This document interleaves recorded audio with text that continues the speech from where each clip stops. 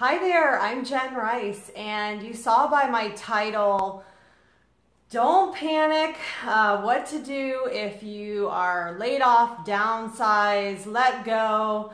A friend of mine told me that she was let go from what would be considered a really, really stable career. She'd actually been with the company over 7 years, and there were changes that went on within the company, and for whatever reason was just, told that their time was done.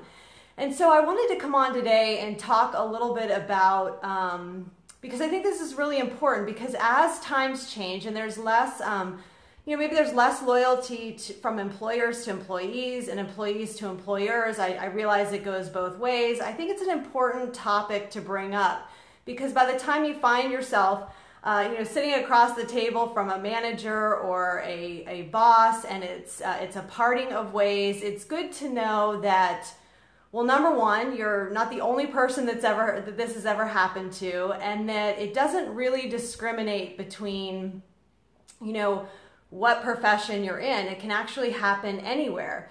It certainly has happened to me in medicine.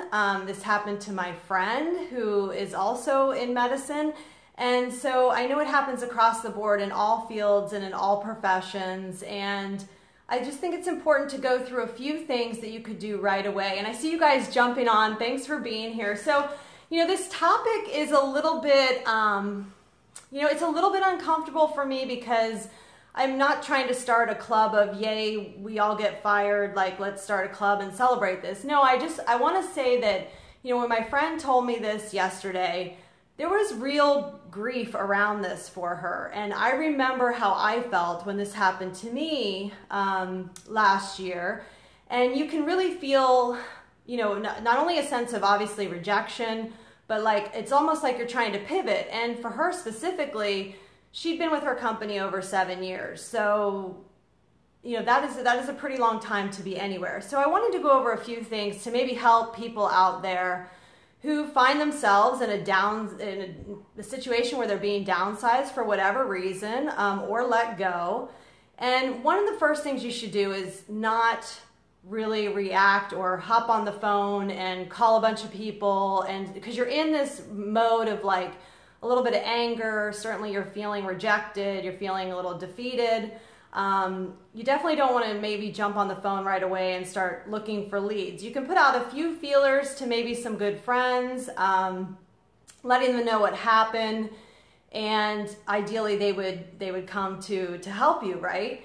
The next thing is the severance. So oftentimes when, depending on your profession, you'll be presented with a severance paper, and they ideally want you to sign this immediately, like before you leave the meeting, because they don't really want you to go home with it. But everything that I've been reading, because I wanted to research this a little bit online today, because this happened to her as well, and she was kind of describing the scene to me, and it was very much like, if you don't take this, you're not going to get this. And actually, they say that if you take the paper home, maybe have an attorney read it, or at least take it home, you have the chance to alter it in some way and perhaps get a larger severance.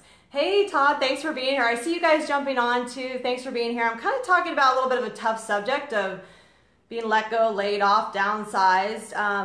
There's a silver lining to this, but I want to get through these few things here. So at any rate, she ended up signing it at that point because was told that she needed to, or she wasn't going to get it. And I understand that. I probably would have done it the same thing, but just so you know, or anyone goes through this, they absolutely do not have to sign that at that moment, that they can take it home. Also, if you sign a resignation paper, then you're not eligible for unemployment. So that's a key thing, because actually the minute you're fired, downsized, let go, you are eligible for unemployment. But if you are quote unquote forced resigning, that's not really something that's usually eligible for unemployment, or it can be very gray depending on the state. So the third thing is you take your benefits with you. So say you're fully insured with health insurance, right? Maybe you even have a child or children, or you're supporting your spouse, and all of you guys are under your health insurance with your company. Like, that's massive responsibility, and now it's been removed.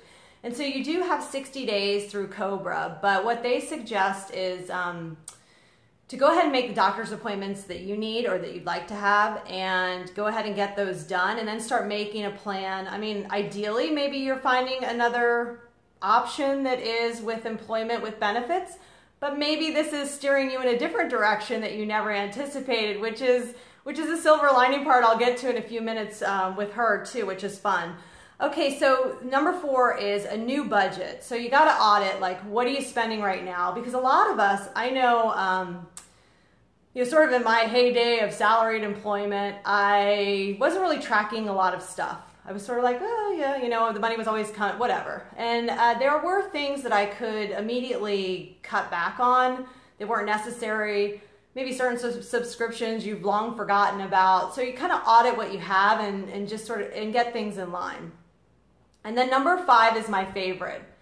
Consider a side gig. So I know for me, when I started my home business 4 years ago, it was after I was let go from a 2-year contract. It just wasn't renewed. And then I went on to find another dermatology PA job, but it was at that moment that I found my side gig and began to build it. And obviously the timing wasn't great, but it was actually, I think, exquisitely designed to be at that moment. And so, I leaned into it. Now, other people will do things like maybe Uber. TaskRabbit was another one they talked about, that a lot of people that with, other certain professions will be doing these freelance positions.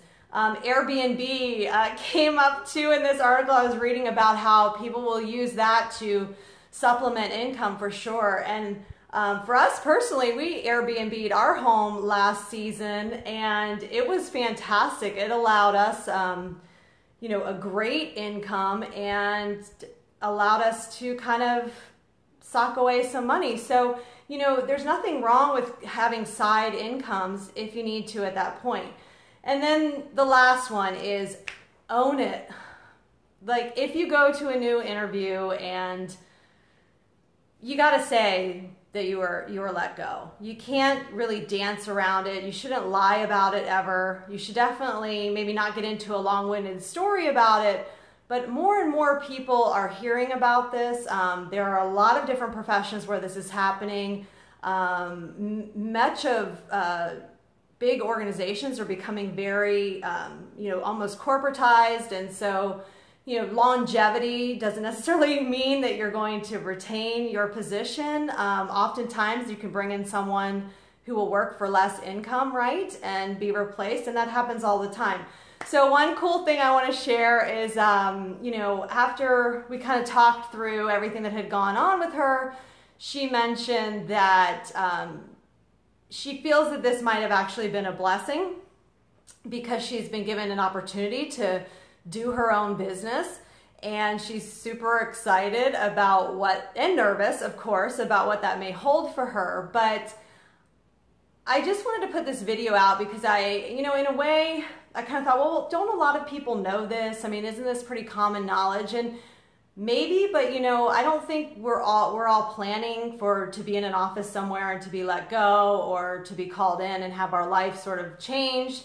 So I think it's good to sort of hear about this stuff, and that way if you or someone you love, someone in your family, finds themselves in this position that they really can do a set number of things, and really you're not alone, they're not alone. This happens to a lot of people, and oftentimes I always say, one door closes, another one opens. And so I hope you guys found value in this video today. If you did, please consider sharing it. And if you'd like, I have a business page that is called Jenn Rice International. I do put content over there, and I'm super passionate about health and wellness and sharing the message of really kind of living our best health we can by taking care of ourselves first. And I think sort of taking care of our mental space around employment is really key too. Hope you guys have a great weekend, and take care.